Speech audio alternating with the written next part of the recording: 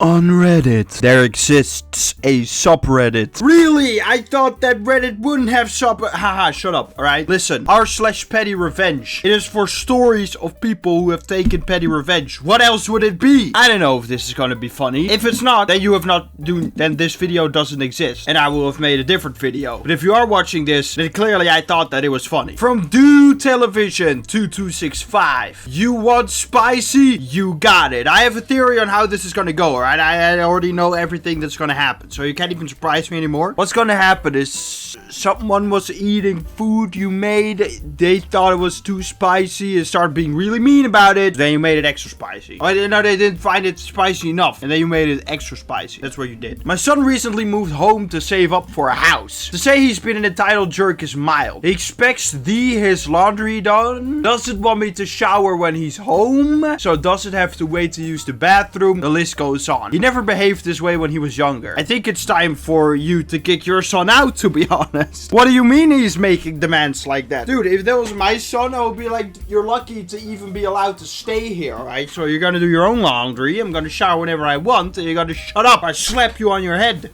You entitled prick. He's not paying us anything to live here, but expects good meals on the nights he's home. No pot roast or leftovers for him, no. He expects restaurant quality food for free. His list of new food dislikes is longer than a school bus. You're saying he didn't behave like this before, but he does behave like this now. I wonder what happened in him being out of the house in the first place and now coming back. What happened in between that time where somehow he thinks this is normal, right? So please do Television 2265. Put your fist down, kick him out, right?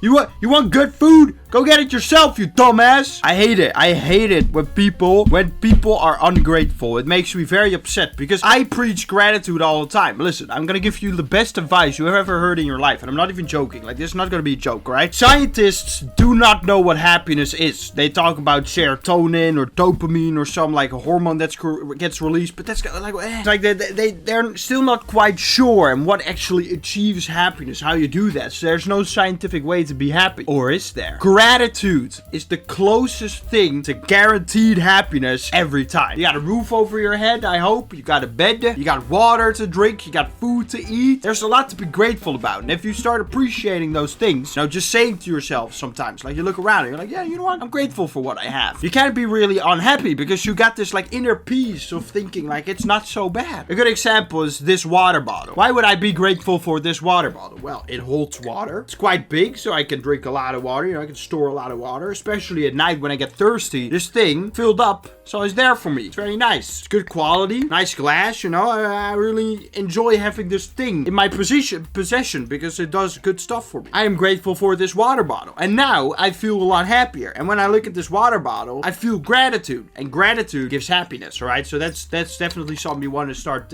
making a habit of. Try to be more grateful for stuff. It's a good happiness boost. Night before last, I had a migraine headache and asked my husband to grab takeout on the way home. Sonny Boy's sorry ass screamed at me for being too lazy and selfish to cook working men real food, that I should get off my ass and make my chili con carne, but make it hot for once. He was tired of eating bland crap. How is he still living in your house? I don't get it. So dad is there as well, right? At least you would expect dad to like give him a slap on the head and be like, you gotta watch your tone, boy. You're 27 years old, but I still put you in the ground. Okay, maybe you don't want to threaten him, but like you gotta do something. I was pissed. How dare he? I was about ready to go nuclear when my migraine-addled brain had a better idea. This story is juicy so far. I absolutely love it. I pulled out a pot of chili the next day and headed to my favorite Mexican grocery store for a surprise. I spoke to the manager and he actually directed me across town to an Asian market that had just the thing I needed. I got home, and when it was time to eat, I dished up a heaping bowl of chili for Sonny Boy along with a generous dose of chili oil. This stuff was so hot it made my eyes burn just stirring it.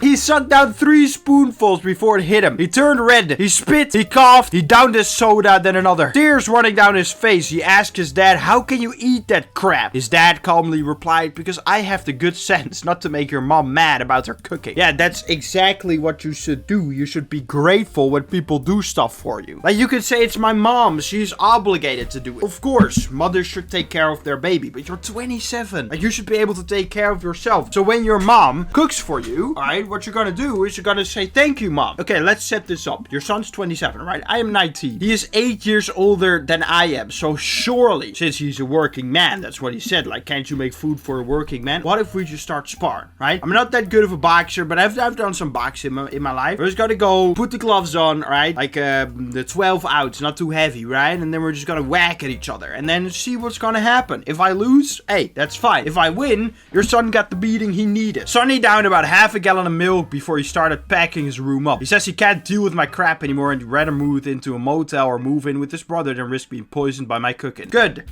Good. Of course, this is a one-sided story. We don't know if the mom's actually crazy, but you know, we're just assuming that that's not the case. Who taught him to speak and behave this way towards you? Is it a recent thing? If I act like this to my mom, my great-great-great-grandchildren would feel the aftermath. That's what I'm saying. Look, ma'am, I'm not trying to criticize you, but I think that you should have done something, or your husband, or maybe together. Like, either one of you should have said something sooner, right? I was talking about it, like, give him a slap and say, like, you're 27, get your act together, because you're staying here for free, buddy. But I guess this is very sweet, getting revenge like this, and I support it fully, because you didn't actually harm him. I mean, too spicy can actually, like, really hurt someone, but, you know, that only happens if you're a pussy. I'm joking about that, by the way. And, you know, it's like, he left on his own. He left on his own, and then he's gonna talk a bunch of crap about you. You don't have to worry, because you know in your heart what was the facts, all right? So I totally support this. A great story. From El Vladdy. Are you a vampire? What is his name? It's Count Dracula. Right, Vlad Dracula. That was it. You're a vampire. You block my driveway? Fine. I'll block your van. I'm very happy this has really happened to us. Nobody really goes in front of the driveway. I mean, someone did it once where there was like a big market in our town. My dad was kind of like, hey man, can you move it? And they were like, oh yeah, sure.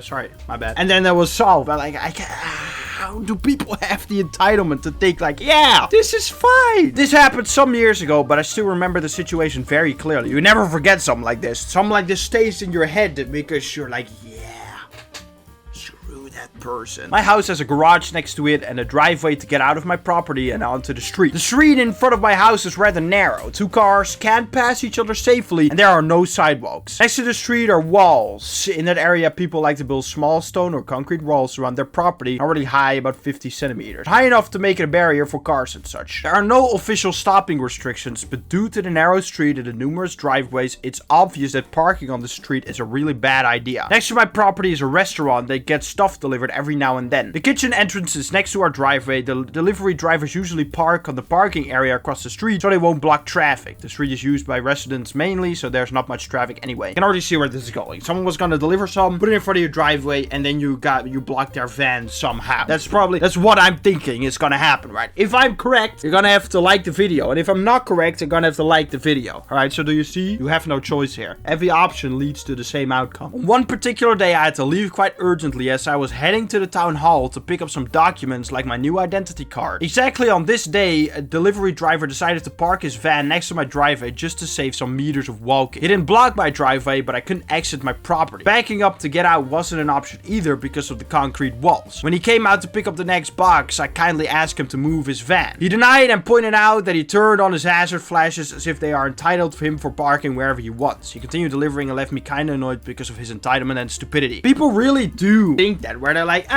emergency lights, we can stand here for as long as we want. I hate, like, do you not understand, like, being social and normal and having a brain? That's things you can have, right? You can have a brain, and then you can know that maybe that's not the best option. But some people, they just don't have that, and then they do that anyway. I truly can't reach the logic with my brain. Like, I'm trying, and it just doesn't work. I don't know if my brain is lacking, maybe, but how do you do that? How do you just think that that's the right thing to do? Like,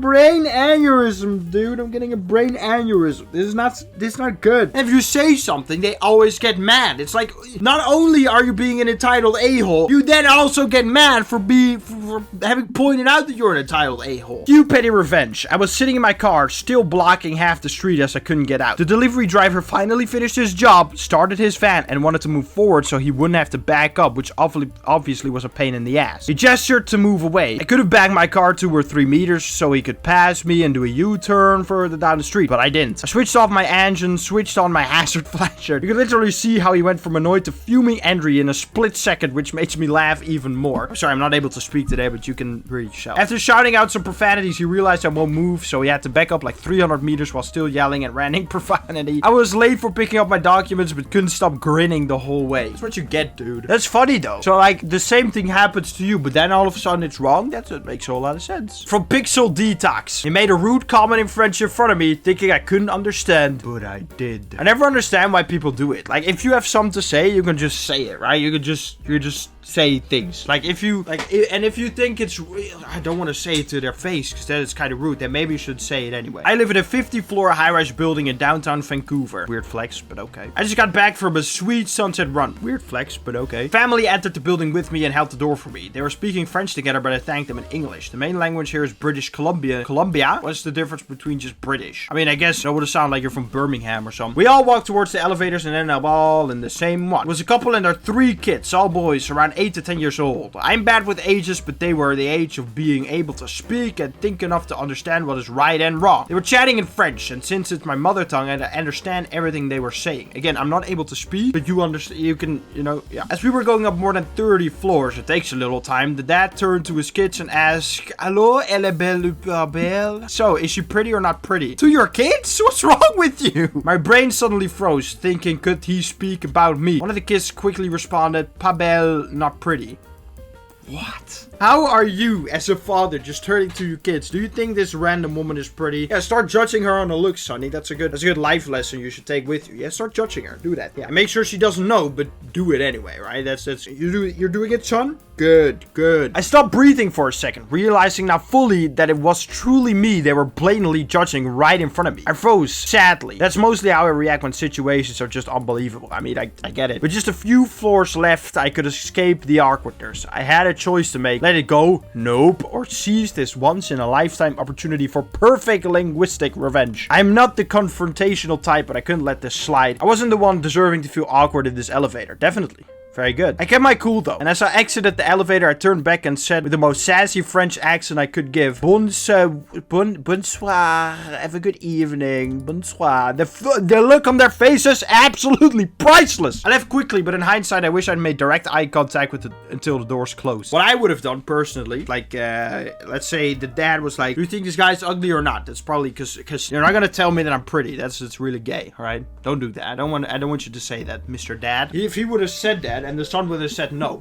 Because that's how you deal with these situations. When you don't like what someone's doing, just beat their ass. Violence is the answer. And if it's not the answer, then you're not using enough. If violence is really not the answer, then yes is the answer to violence, right? So that's what you should have done. I've dealt with rude comments before, but this moment was chef's kiss. I've always dreamed of a situation like this where I could use another language to surprise someone who thought I couldn't understand them. I'm just saying, but keep your language skills to yourself. You never know when it can become handy. Learning multiple languages is 100% worth it just from bamboozling people like that. Mom stood there silently the whole time, almost like she wasn't really present. I couldn't help but wonder if she faces this kind of behavior from him too. There are a few Airbnbs in my building, so I'm guessing they were tourists. I never saw them again. Unfortunately, no chance for a second revenge. I wish you'd said, "And y'all are not exactly what I'd call handsome." Such a Reddit response again. Look, guys, I'm from Reddit. You can tell, right? Yes, everyone can tell. You use Reddit often. My first thought was, good evening, children. Don't forget true ugliness is on the inside. The Redditor has outdone the other Redditor. How do you do this? Beauty is only skin deep. Ugly goes clear to the bone. Is this an out Redditing competition or something? Beauty fades away, but ugly holds it down. Stop!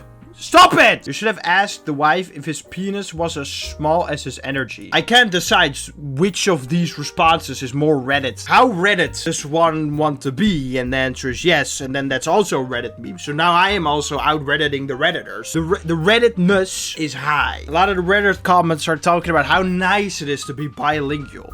Whoa. And honestly, I think bilingual is just code word for bisexual. You're all bisexual. I can switch languages. I only speak one language. I'm not bisexual. I'm in denial. Am I in denial? What is denial? That word doesn't even exist. Nobody says that word. Especially for you now. Because of this story, I'm gonna do the outro in Dutch. Because why not, right? Bedankt voor het kijken. Laat een likeje achter. Abonneer. Comment je favoriete bier. En als het Heineken is, steek ik je neer. Nee, je moet echt drinken waar je zelf blij van wordt. Maar aan de andere kant, waarom zou je Heineken drinken? Je kan echt alles drinken. En dan kies je Heineken. Waarom zou je dat doen? Geen reden voor. Nee, helemaal geen reden voor. Gewoon, mag ik een Heineken? Ja, ik zal even zeggen wat mijn favoriet is. Van mij is Hertog Jan voor gewoon. Maar Tessels vind je lekkerst. Daar hou ik wel echt van. Dus ja, kom met je favoriete bier. Behalve, nou, als Heineken is, zeg maar gewoon. En dan ga ik niet eens oordelen. Want je mag lekker vinden wat je lekker vindt. Right? Dus ja, let's get out of here.